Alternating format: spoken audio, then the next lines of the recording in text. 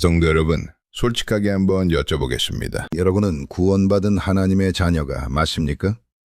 그렇다면 지금 여러분의 삶에는 기쁨과 능력이 넘치고 있습니까? 아니면 믿음은 있는 것 같은데 삶은 여전히 무기력하고 건조하신가요? 마치 고장난 시계처럼 영적 성장이 멈춰버린 느낌을 받으신 적은 없으신가요? 반갑습니다. 진리의 말씀으로 영혼을 깨우는 천국의 메아리입니다. 오늘 영상을 끝까지 보신다면 내 신앙이 왜 제자리 걸음인지, 그리고 어떻게 해야 다시 뜨거워질 수 있는지 그 해답을 찾게 되실 겁니다. 말씀을 통해 회복을 원하신다면 시작 전에 구독과 좋아요 버튼을 꼭 눌러주세요. 오늘 본문인 베드로후서 1장에서 사도 베드로는 우리에게 아주 중요한 사실을 지적합니다. 많은 분들이 믿음을 마치 마법처럼 생각합니다. 믿습니다 라고 고백만 하면 모든 게 저절로 해결될 거라고 착각하죠. 하지만 성경은 단호하게 말합니다. 믿음의 덕의 지식을 더하라고 말이죠. 이것은 가만히 있어서 되는 게 아닙니다. 믿음이라는 기초 위에 훈련이라는 벽돌을 하나씩 쌓아 올려야 합니다. 보시는 것처럼 믿음은 시작일 뿐 완성품이 아닙니다. 오늘 마틴 로이드 존스 목사님의 강해를 통해 우리의 무너진 영적 규율을 다시 세우고 넉넉히 천국에 들어가는 비결을 배워보겠습니다. 베드로후서 1장의 5, 6, 7절을 읽어보겠습니다. 그리고 더욱 힘써 너희 믿음의 덕의 지식을, 지식의 절제를, 절제의 인내를, 인내의 경건의 형제 우애를, 우애의 자비를 더하라. 이제 내가 너희에게 주목하게 하노니 대부분의 여러분이 이러한 영적 우울증의 상태를 고려하면서 기억하고 깨닫는 것처럼, 또는 여러분이 그것을 선호한다면 비참한 기독교인입니다. 우리는 경험을 통해 알고 있고 경전에서 가르치는 대로 다양한 원인을 분석하기 위해 고통을 겪었습니다. 그런 다음 성경에서 우리를 위해 제공되는 적절한 치료법을 각 특정 원인에 적용하는 것은 물론 기독교인이 발견되어서는 안 되는 조건이기 때문에 우리는 이것을 하고 있습니다. 그것은 잘못된 것처럼 들리는 점에서 모순입니다. 비참한 기독교 영적 우울증이지만 그것은 사실이고, 그것은 사실을 직시하는 것처럼 행동하며 우리는 우리 자신을 위해서뿐만 아니라 그것은 실패와 같은 나쁜 증언이기 때문에, 특히 지금과 같은 시기에 세상의 상황에 처해 있기 때문에 그렇게 해야 합니다. 그래서 우리는 이러한 원인을 추적하려고 노력해왔으며 그 원인이 매우 미묘하고 궁극적으로 매우 강력하고 유능하고 너무나 미묘해서 우리는 그것들을 직면하고 고백할 수 있도록 그것들을 있는 그대로 파헤치고 우리 앞에 붙잡아야 했고, 그런 다음 그것들을 잘 처리해야 했습니다. 지금 여기 사도가 아직 다루고 있는 이 특별한 장에서 말씀드립니다. 이 상태의 또 다른 원인은 실제로 그의 편지를 쓰는 그의 전체 목적, 낙담하고 낙담한 사람들을 격려하기 위해 쓴 편지를 다루는 것이었고, 그들 중 거의 일부가 자신이 믿는 바로 그 신앙을 의심하고 있는 것처럼 보일 정도로 낙담한 사람들을 격려하는 것이었습니다. 그것이 지속된다면 그것은 항상 의심과 불확실성으로 이어지며 어쩌면 과거의 삶을 되돌아보고 싶어하는 성향으로 이어지는 이러한 영적 우울증의 상태에서 매우 실제적인 위험으로 발생하는 어떤 것이라고 믿고 받아들였습니다. 이 경우 우리는 다행스럽게도 구출되었습니다. 사도는 자신이 편지를 쓰고 있는 이 사람들에 관해 여러 가지를 우리에게 말하면서 상태에 대해 매우 완벽하게 설명합니다. 8절에서는 이런 것이 너희에게 흡족하면 지금의 너희가 아닌 것이 되리라. 그들이 너희를 만드는 것이 무엇인지 그는 우리 주와 구주를 아는 지식에 게으르지 아니하며 열매 없는 자가 되지 않게 하려 함이라 하였느니라. 예수 그리스도께서 그들의 상태는 그들이 소경이어서 멀리 볼 수 없고 옛 죄가 깨끗해졌음을 잊어버렸다고 말씀하셨을 뿐만 아니라 그들이 넘어지고 있다는 암시도 있습니다. 만일 그들이 그가 시키는 대로만 행하면 결코 넘어지지 않을 것이라고 말씀하셨을 뿐만 아니라 만일 그들이 이렇게 하면 그들의 부르심과 택하심을 확실하게 하게 될 것이라고 말씀하셨을 뿐만 아니라 당시에는 그들이 그것에 대해 확신하지 못했음이 분명합니다. 즉 그는 자신이 권리를 갖고 있던 기독교인들이 어떤 상태에 빠졌는지에 대해 매우 완벽한 설명을 제공합니다. 그들이 기독교인이라는 사실에는 의심의 여지가 없습니다. 그리스도인에 대한 잘못된 관념과 그리스도인에 대한 비성경적인 관념을 가지고 있어서 베드로가 묘사한 것처럼 묘사되는 사람은 실제로는 그리스도인이 아니지만 실제로는 그리스도인이라고 말할 정도입니다. 그들에게 편지를 쓰고 있는 것은 기독교인이 항상 산꼭대기를 걷고 있는 사람과 같다는 잘못된 생각입니다. 어떤 사람이 항상 거기 있지 않다면 그는 전혀 기독교인이 아니라고 생각합니다. 이것은 제가 말하는 것처럼 기독교인에 대해 완전히 비성경적인 견해를 취하는 것입니다. 이제 이 사람들은 기독교인입니다. 하지만 그들은 그런 것 같습니다. 불행합니다. 그들은 확실히 효과가 없습니다. 그들은 불모하고 열매가 없습니다. 그들은 그리스도인이지만 그들의 삶은 전혀 중요하지 않은 것 같습니다. 그들은 아무것도 가져오지 않는 것 같습니다. 그들은 다른 사람들에게 도움이 되지 않습니다. 그들은 별로 좋지 않습니다.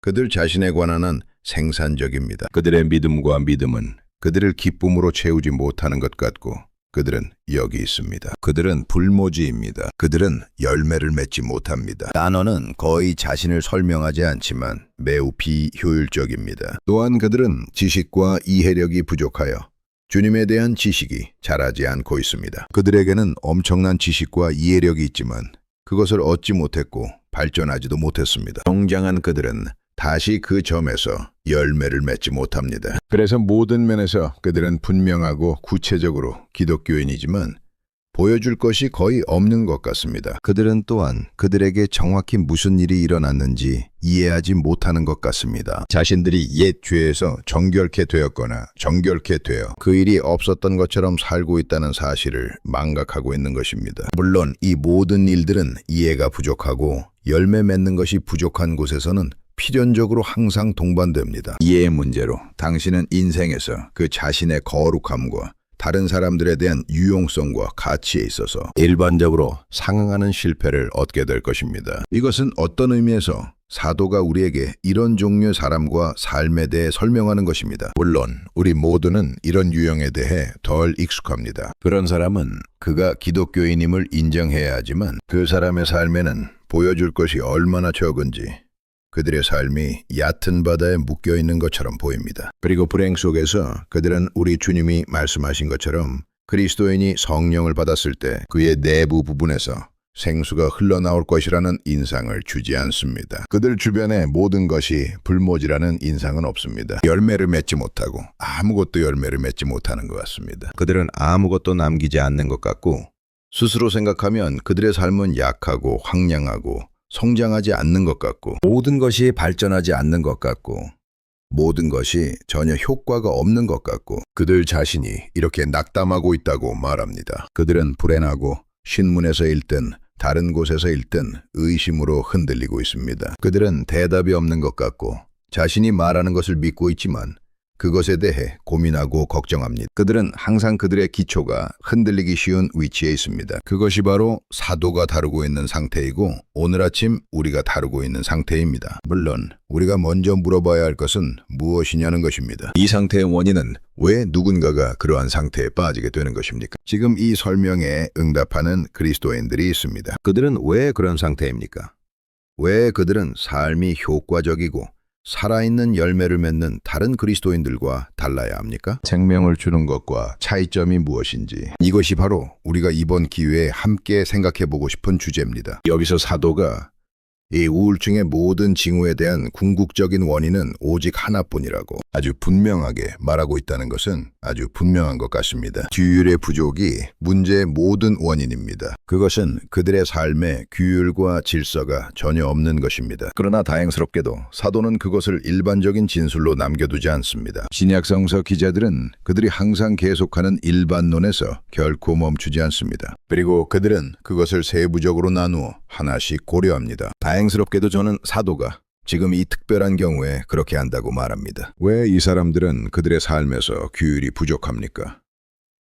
왜 이 나태함은 그들의 삶에서 그토록 명백합니까? 그는 우리가 이런 식으로 넣을 수 있는 질문에 첫 번째로 답하는 것 같습니다. 원인은 그들이 믿음에 대해 잘못된 견해를 갖고 있는 것 같습니다. 물론 그는 5절 서두에서 이렇게 말합니다. 그리고 이 외에 또는 바로 이런 이유 때문에 여러분이 모든 열심을 내고 싶다면 믿음을 더하고 보충하십시오. 그가 계속해서 언급하는 것들과 함께 당신의 믿음은 분명히 그들이 믿음에 대해 잘못된 견해를 가지고 있다는 암시가 있으며 이것은 물론 매우 흔한 것입니다. 그들의 믿음에 대한 견해는 일종의 마법적인 믿음의 견해였던 것 같습니다. 즉, 당신이 믿음을 갖고 있는 한 모든 것이 잘 되고 당신의 믿음이 당신의 삶에서 자동으로 작용할 것이라는 생각.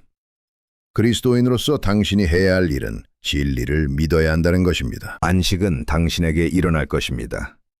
당신은 한 걸음만 내디디면 결정을 내리거나 그것이 무엇이든지 간에 이제 이루어집니다.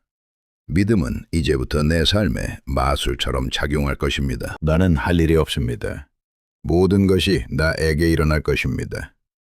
나는 그것을 신앙에 대한 거의 마술적인 관점이라고 묘사합니다. 확실히 강조하고 싶은 것은 자동적인 신앙 개념입니다. 그러나 아마도 나는 그것을 다른 형태로 표현할 수 있을 것입니다. 우리가 신앙에 대한 신비로운 관점으로 묘사해야 할 필요가 있는 경우가 종종 있습니다. 확실히 많은 사람들의 문제가 발생하는 원인이 됩니다. 제가 신앙에 대한 신비로운 견해를 의미하는 것은 항상 전체로서 생각하고 항상 개인적인 관계의 관점에서 생각하는 신앙의 개념입니다. 주 예수 그리스도께 부정적으로 말하면 이 사람들은 사도가 여기서 하는 것처럼 신앙을 이러한 구성 요소로 나누지 않고 단 하나의 공식만 갖고 있으며 그 공식은 물론 여러분이 반드시 해야 하는 단 하나의 공식입니다. 항상 주님을 바라보고 주님을 바라보는 한 더 이상 할 일이 없으며 다른 일을 하려고 하면 반드시 다시 일의 수준으로 되돌아가는 것이라고 그들은 말합니다. 그래서 그들은 세상의 모든 문제에 대한 보편적인 공식을 가지고 있습니다. 그리스도인의 삶은 주님을 바라보는 것,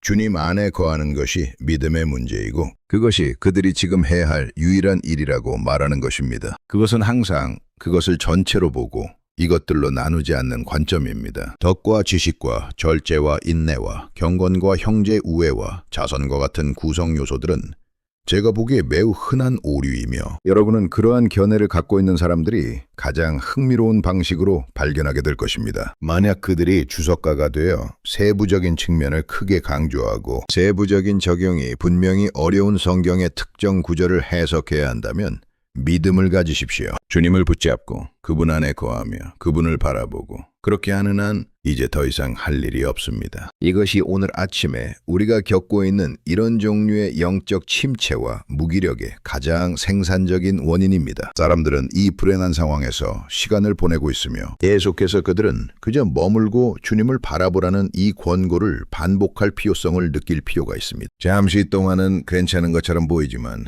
나중에는 뭔가 다른 것이 있습니다. 잘못된 것 같고 그 일을 하지 않는 것 같고 다시 한번 불행해지며 문제가 다시 발생하고 다시 그 문제로 되돌아가므로 그들의 인생 전체가 이 문제에서 앞뒤로 이동하는 데 소비됩니다. 그들이 인식하는 것 같은 한 가지 입장과 그들의 남은 생애가 불행에 대한 이 설명과 일치한다고 말합니다. 이제 이것은 분명히 매우 핵심적이고 매우 중요한 문제이며 우리는 신앙에 대한 우리의 관점이 신약 성서의 관점이라는 것을 분명히 해야 합니다. 그러므로 우리는 여기서 사도가 우리의 믿음에 다른 것들을 더해야 한다라고 말할 때 무엇을 의미하는지 깨닫습니다.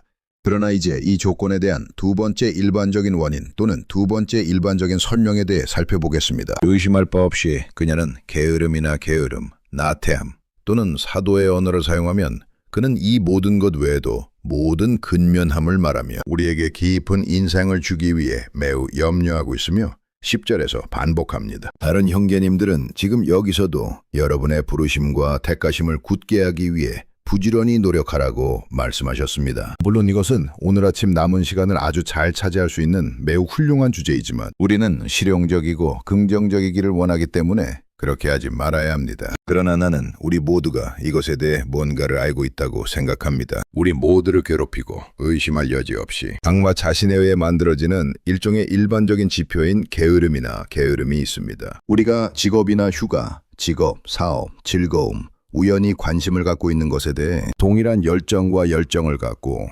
동일한 에너지를 적용하지 않는 것 같습니다. 일을 꽤 잘하다가 기도의 계절이 오면 갑자기 지치고 피곤해집니다. 소설이나 그런 것을 읽는 것보다 성경을 읽고 싶을 때 어떻게 항상 피곤해지는지 궁금해서 완전히 설득됩니다. 그것은 우리가 정말로 스스로 도울 수 없는 순전히 육체적인 어떤 것입니다. 그러나 우리가 지금 이 순간 여기에 모인 만큼 우리가 영적인 것에 전념하기 시작하는 순간 우리는 즉시 그 문제에 직면하게 될 것이라는 것은 확실합니다. 나태함, 그 무기력함, 우리를 괴롭히는 게으름은 미루는 경향의 형태를 취합니다. 물론 우리는 이것을 하고 싶습니다. 우리는 성경을 읽고 싶고 그것을 연구하고 싶고 아마도 주석을 읽고 싶습니다. 우리는 그 의미를 거의 이해하지 못하지만 지금은 그럴 기분이 아니며 정말로 기분이 좋지 않거나 기분이 좋지 않을 때 이런 일을 하는 것이 나쁜 일이라고 생각합니다. 기분이 나아질 때까지 미루는 게 좋을 것 같아요. 나중에 더 적절한 기회가 있을 거예요. 당신도 잘 알고 있을 거예요. 우리 모두 이런 경험을 얼마나 자주 겪었는지, 아니면 시간이 없었는지, 아니면 기회가 부족하고, 물론 그랬으면 좋겠지만 이상한 방식으로 때가 되었을 때 여전히 우리는 그것을 할 수 없다는 것을 알게 됩니다. 이에 대해 전혀 의문의 여지가 없습니다. 우리 대부분은 진지하게 인생을 살고 있습니다. 규율과 질서가 부족하여 그리스도인의 삶이 지금 이 순간만큼 그리스도인에게 그렇게 어려운 적은 결코 없었을 것입니다. 세상과 우리 주변의 모든 삶의 조직은 그 일을 인생에서 가장 어려운 일로 거의 불가능하게 만듭니다. 지금 이 순간은 자신의 삶을 정리하고 이를 관리하는 것입니다. 물론 다른 어떤 것도 당신을 강요하지 않는다는 것이 아니라 위험을 깨닫지 못하고 그것에 맞서 싸우면 당신은 아무것도 없이 그 위험에 처하게 될 것입니다. 어떤 일이 일어났다는 것을 알면 인생에는 조간신문으로 시작하는 일이 너무 많습니다. 그리고 너무 많은 사람들이 하나가 아닌 두 개로 시작하는 것 같습니다. 그들은 모두가 읽는 하나의 공식 신문을 가지고 있어야 하며 그들이 말하는 대로 더 많은 뉴스가 담긴 또 다른 공식 신문을 갖고 싶어 합니다. 그래서 그들은 두 장을 가지고 있고 당신의 석간 신문도 마찬가지로 이제 이것들이 우리에게 밀려납니다. 물론 당신이 신문을 사야 할 의무는 없지만 거기에 있고 다른 사람들은 모두 사며 문 앞에 배달되고 물건은 넣어집니다. 당신 앞에는 무슨 일이 일어나고 있다는 사실도 깨닫지 못한 채 뭔가가 당신의 시간을 차지하며 나는 당신의 무선과 텔레비전, 해야 할 일, 참석할 회의 그리고 그 모든 것을 곱하는데 시간을 낭비할 필요가 없습니다. 여기저기서 관심을 갖고 생겨나는 각종 단체들은 우리 모두가 지금 자신의 삶을 위해 싸우고 있다는 사실에 귀를 기울이고 마스터하고 자신의 삶을 살기 위해 끊임없이 노력하고 있다는 사실에 목회자라면 누구나 동의할 것입니다. 사람들이 내가 무엇을 해야 할지 모른다고 말하는 것보다 더 자주 듣는 말은 없다고 말할 때 나는 성경을 읽고 기도하고 묵상할 시간이 없는 것 같습니다. 나는 그러고 싶고 지금 해야 하는 것처럼 모든 것에 대한 간단한 대답은 그것은 확실히 규율이 부족하다는 것입니다. 그것은 확실히 당신의 삶을 질서 정연하게 하는데 실패했다는 것입니다. 이러한 사실을 숨기거나 눈을 깜박여도 소용이 없습니다. 우리가 그랬는지에 대해 논쟁할 필요는 없어. 우리 모두는 시간이 있습니다. 다른 일을 할 시간이 있다면 우리에게는 시간이 있습니다. 이 점에 관한 전체 사업의 전체 전투는 그 시간을 강제로 취하고 지금의 저보다는 이것에 주어진다고 주장하는 것입니다. 문제의 두 번째 원인은 삶의 규율이 완전히 부족하다는 것. 우리 삶이 우리 마음속으로 알고 있는 대로 우리 삶을 명령하고 통제하도록 명령하지 못하는 것입니다. 그러면 지금은 괜찮을 것입니다. 치료법. 이 상태에 대해 사도가 처방한 치료법은 무엇입니까? 제가 먼저 말했던 것과 정반대입니다. 무엇보다도 그는 모든 근면을 강조하고 모든 노력을 다합니다. 개정된 표준 버전에서는 이 외의 모든 노력을 기울이라는 생각이라고 생각합니다. 그러므로 너희에게 주신 지극히 크고 보배로운 약속과 생명과 경건에 속한 모든 것을 인하여 정욕을 인하여 세상에서 썩어질 것을 피하였으니 이 모든 것을 인하여 모든 노력을 다하라. 모든 근면을 기울이십시오. 또는 10절에 번역된 바와 같이 이전보다 더 열심을 내십시오. 여기에서 이러한 일을 하려면 훈련과 근면이 필요합니다. 이제 아마도 이 주장을 표현하는 가장 좋은 방법은 그것을 간단하게 표현하는 것입니다. 역사적 방식으로 나는 여러분이 교회의 삶을 장식했던 어떤 성도의 생애를 읽을 때 그 성도의 삶의 가장 큰 특징이 규율과 질서였다는 사실을 즉시 보지 못한 채 읽기를 거부합니다. 내가 여러분에게 그들의 이름을 얼마나 자주 언급했습니까? 헨리 마틴에 대해 읽으십시오. 데이비드 브라이나드에 대해 읽으십시오. 조나탄 에드워스에 대해 읽으십시오. 웨슬리에 대해 읽으십시오. 웨슬리 윗필드 형제는 그들의 일지를 읽습니다.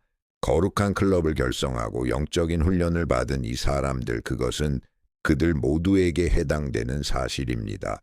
그들이 속한 교회에 어느 분패 속해 있는지는 중요하지 않습니다.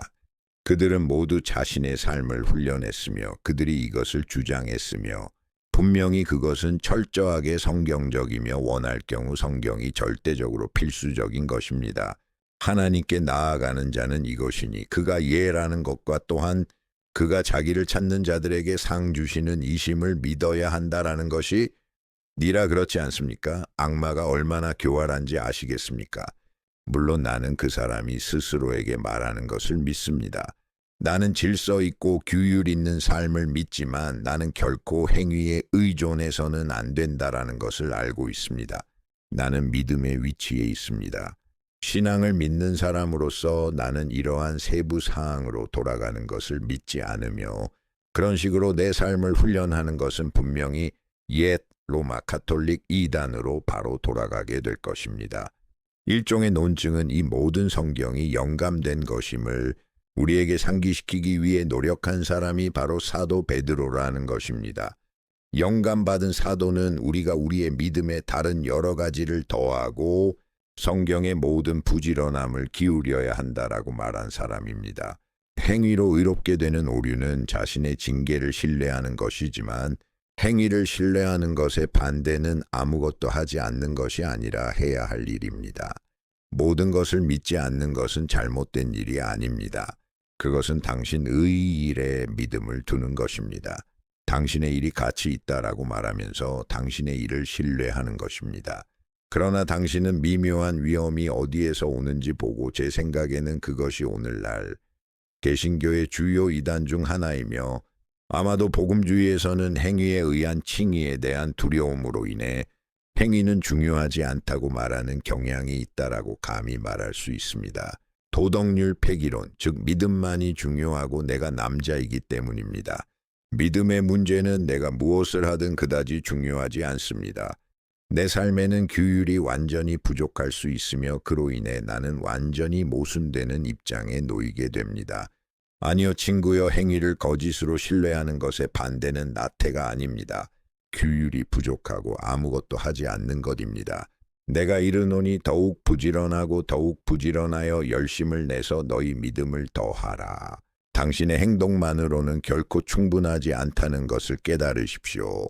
그러나 하나님은 확실히 그들에게 상을 주시는 분이십니다. 부지런하고 온화하게 그분을 찾으십시오. 그래서 많은 사람들은 내가 성도들이 갖고 있는 하나님에 대한 지식과 그 지식을 갖고 있다면 무엇이든 주겠다고 말합니다. 내게 그런 기쁨이 있다면 나는 그것을 위해 온 세상을 바칠 것이라고 말했고 그들은 그것을 찾고 있으며 그들은 수년 동안 그것을 찾고 있습니다. 그들은 왜 웨슬리가 가졌던 따뜻한 마음의 경험을 가질 수 없는지 등등을 말합니다. 글쎄요, 일반적으로 말해서 제 생각의 대답은 이것이 웨슬리가 실제로 그것을 추구한 적이 없다라는 것입니다. 웨슬리가 그 사람들의 삶을 봤을 때 그들이 매일 기도와 성경 읽기, 묵상과 다양한 활동에 바친 규율을 준수한다고 말한 사람들의 삶을 보았습니까? 다른 형태의 자기 성찰과 이와 유사한 것들은 이 사람들이 영적 생활의 문화와 규율을 믿었고 그렇게 했기 때문에 하나님께서는 그들에게 은혜로운 그분의 현시와 그들의 마음을 따뜻하게 해주는 이러한 강력한 경험을 주심으로써 그들에게 보상하셨습니다. 그래서 제가 가장 먼저 말씀드리는 것은 규율과 질서와 정리의 확실한 필요성입니다. 실제로 이 시점에서 가장 세세한 부분까지 설명하고 싶은 유혹이 있지만 제가 제안한 시간과 질서의 중요성을 우리 모두는 알고 있습니다. 즉 성경이 조간신문보다 더 중요하다고 정말로 믿는다면 하루를 정리하고 어떤 일을 해야 한다라고 무슨 수를 써서라도 주장하는 것입니다. 일을 끝내려면 신문을 읽기 전에 먼저 성경을 읽어야 합니다. 잘 안 된 일이 있는 날은 잘 안 되는 일이 있어야 하고 이건 해야 하고 기도 시간도 지켜야 하고 묵상도 지켜야 한다. 내가 하지 않는 일은 무엇이든 해야 한다. 지금 이 일을 해야 한다. 그것이 시작이다. 그게 시작이다. 모든 근면을 바쳐 질서의 요소를 당신의 삶에 다시 가져오도록 고집하는 것. 그래서 많은 사람들이 실패하고 비참하고 우울해진다고 말하는데 단순히 자신을 제어하지 않는다는 이유만으로 그들은 그 일을 해야 하고 결코 끝나지 않을 것입니다. 당신에게는 모임에서 그런 일이 결코 일어나지 않을 것입니다. 모임이 무엇이든 훌륭하든 모임에서 당신이 얻는 축복은 당신이 이것을 자세하게 하지 않으면 당신이 우울한 상태로 남을 것이라고 장담합니다. 기독교인은 모든 노력을 다하고 어떤 대가를 치르더라도 그것을 확인하십시오. 그게 첫 번째로, 두 번째로 서두르겠습니다. 두 번째는 우리의 믿음을 보완해야 한다라는 것입니다. 당신의 믿음에 추가하십시오. 여기 이 승인된 버전이 그것을 보충한다고 합니다. 다른 사람이 그것을 제공한다고 말하며 다른 사람은 의심할 여지 없이 그것이 최고라고 학식 있는 권위자들은 모두 말할 것입니다. 이드라는 단어는 그리스 드라마의 공연과 관련하여 사용된 그리스어 단어이며 일종의 제공을 의미합니다. 합창이나 오케스트라 같은 일을 정말 잘하고 싶었다면 이 오케스트라와 함께 연주를 그대로 이 합창으로 완성해 완성도 있게 완성했고 완벽하게 완성됐어요. 단지 어떤 일을 하는 것이 아니라 어떻게 해서든 그것은 단어의 의미입니다. 당신의 믿음에 더하다, 그것을 제공하십시오. 보충하십시오. 그것에 더하여 일을 완전하게 하십시오. 그것은 온전한 믿음과 영광스러운 믿음이 되도록 하십시오. 글쎄 당신은 그것에 무엇을 잘 추가합니까? 사도 우리에게 이 목록을 주는데 그가 말하는 첫 번째 말은 당신의 믿음에 미덕을 더하라는 것입니다. 그가 의미하는 바는 무엇입니까? 이 승인된 버전이 제작된 이후로 의미가 변경된 단어가 있습니다. 미덕은 현재 우리가 일반적으로 사용하는 의미로 사용됩니다. 그렇지 않으면 그는 믿음에 미덕을 추가하고 계속해서 다양한 미덕을 반복한다고 말할 것입니다. 아니요, 그것은 에너지를 의미합니다. 도덕적 에너지, 그것은 힘을 의미하거나 당신이 그것을 좋아한다면 활력은 이제 매우 중요합니다. 사도가 다루고 있는 상태는 이 나른한 IND 규율이 나태한 그리스도인 생활이므로 그는 아니라고 말합니다. 당신은 믿음이 있습니다. 당신은 진실을 믿습니다. 의심의 여지가 없습니다. 우리와 함께하는 소중한 믿음, 그는 그들에게 맨 처음에 당신이 그것에 대해 무엇을 해야 하는지를 상기시켰습니다. 그는 당신이 가진 믿음에 덧붙여 당신이 더 이상 나른함을 멈춰야 한다고 말합니다. 즉 긍정적으로 당신의 믿음에 도덕적 에너지를 더해야 한다고 말합니다. 너 스스로 힘을 모아 그리스도인의 삶을 뒤죽박죽으로 헤쳐나가지 마십시오. 활력을 가지고 생활하십시오. 강인함과 권세와 장악력과 남자다움으로 생활하십시오. 또는 그녀가 기절하거나 기절할 위기에 처해 있고 당신은 기독교 생활에 지쳐 있고 글쎄요. 당신은 그 사람이 살아있다고 말해야 합니다. 그것은 꽃과 같습니다. 확실히 죽은 꽃은 아니지만 아직 거의 살아있지 않습니다. 꽃입니다. 단지 처지고 나른해졌을 뿐 물이나 그와 비슷한 것이 바뀌지 않았으니 이제 그런 입장입니다. 나른해지지 마십시오. 사도는 여러분의 믿음의 활력과 힘과 남자다움과 힘의 미덕을 제공하라고 말했습니다. 무엇이 필요한 권고입니까? 전형적인 보통, 그리스도인과 세상의 전형적인 보통 사람을 비교하고 대조하는 것입니다. 그리스도인은 기독교의 영적인 것과 하나님의 왕국, 하나님과 그리스도에 대한 지식에 관심이 있습니다. 이것이 그의 주장입니다. 그는 내가 믿음을 가지고 있다고 말합니다. 믿음이란 그런 평균적인 사람을 테니스와 이번 주에 일어난 모든 일, 보트, 경주와 크리켓 등에 관심이 있는 보통 사람과 비교한다는 뜻입니다. 스포츠 모습에 관심이 있는 사람에게는 아무런 차이가 없다는 것을 알 수 있습니까? 예리함과 활력, 흥분과 열정의 미덕이 있고 거기에 에너지가 있습니다. 그들은 그것에 열중하고 거기에 가고 싶어하며 그것에 대해 이야기하고 대조적으로 기독교인을 봅니다. 미안하지만 그게 바로 이런 종류의 기독교인이 믿음을 더하지 못한 이유입니다. 물론 저는 기독교인이고 진리를 믿으며 천국에 가고 싶지만 그 믿음에서 멈춥니다. 모든 일을 하고 그들은 아무것도 하지 않고 미덕과 그들의 지식을 더합니다. 이는 다시 교리에 대한 지식을 의미하는 것이 아닙니다. 그렇지 않으면 우리는 믿음을 제대로 갖지 못할 것이기 때문입니다. 그것이 의미하는 바는 일종의 통찰력을 의미하며 이해를 의미합니다. 그것은 깨달음을 의미합니다. 우리가 그리스도를 믿는 순간 우리가 완전히 이해하지 못하는 모든 것을 알지 못합니다. 그것은 시작에 불과합니다. 서신서에는 당신의 사랑이 자랄 수 있다라는 이해의 성장에 대한 끊임없는 호소와 권고가 있습니다. 심지어 바울은 어딘가에서 말합니다. 이해와 그것이 바로 사도 베드로가 이 시점에서 가지고 있는 것입니다. 그는 당신이 믿고 있고 이제 그리스도인이라는 것을 아는 것만으로는 충분하지 않다고 말했습니다. 당신은 그리스도인의 삶을 이해해야 하고 미묘한 것을 보아야 합니다. 당신을 괴롭히는 위험에 대해 당신은 사탄의 독창성과 당신 주변에 있는 모든 함정, 이단 오류, 당신이 이해해야 할 혼란에 대해 이해해야 합니다. 깨달음이 얼마나 중요한지. 그리고 친구 여러분, 부지런히 성경을 연구한 결과로만 얻을 수 있습니다. 성경 자체와 성경에 관한 책과 신앙의 교리를 부지런히 읽은 후에만 얻을 수 있습니다. 여러분이 스스로 적용하지 않으면 결코 이해하지 못할 것입니다. 이런 것들은 때로 고통스러운 과정이고 우리가 적용할 수 있는 모든 규율이 확실히 필요합니다. 학생은 열심히 노력하지 않고는 어떤 과목에도 능숙해질 수 없습니다. 어떤 일도 하지 않는 뛰어난 유형의 남자가 있다라는 것은 뻔한 신화입니다. 모두가 시험장에 가서 첫 번째를 얻습니다.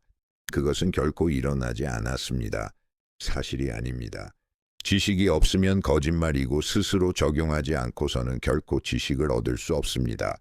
남자는 이 진정한 지식을 결코 이해할 수 없습니다. 규율과 훈련이 필요합니다. 적용이 필요하며 여기서는 당신의 믿음을 최고로 제공하는 것이 필요하며 다음은 자제를 의미하는 절제입니다. 여기서 그는 내가 강조한 것처럼 당신이 일반적으로 당신의 삶을 통제하고 시간을 통제한다는 것을 의미하지 않습니다. 이 절제는 삶의 모든 측면을 통제해야 한다는 의미보다 훨씬 더 특별한 것입니다. 먹고 마시는 것까지 통제해야 한다는 의미일 수도 있습니다. 당국은 대부분의 사람들이 아마도 너무 많이 먹고 마시기 때문에 신체적 건강이 좋지 않다는 것에 대해 끊임없이 우리에게 확신시키고 있습니다.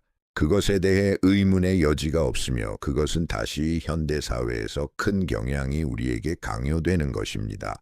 광고되는 곳 어디든 매력적이며 피곤하고 무기력한 사람들이 매우 자주 있습니다. 그것은 단지 절제 자제력이 부족하기 때문입니다. 그들은 식욕을 통제하지 못합니다. 정욕, 열정, 욕망을 너무 많이 먹고 술을 마십니다.